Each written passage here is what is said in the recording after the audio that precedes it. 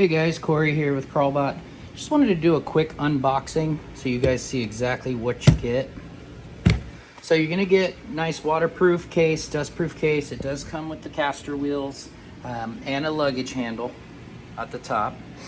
So this is the case, nice custom cut foam.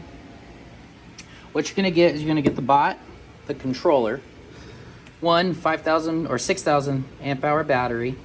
You're gonna get your charger for said battery. Set that in the back. You're gonna get your USB-C cable. That's to charge up the remote, as well as a USB-C charging block. Now this remote is gonna last you probably a couple weeks. It really is really good on power.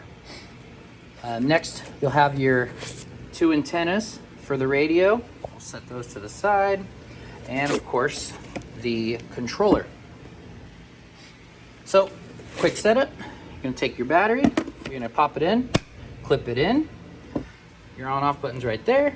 You click on, you'll do a press and then a long press. Turn on that controller, and you're ready to go. If you guys have any questions, feel free to reach out to me at crawlbotinfo.com.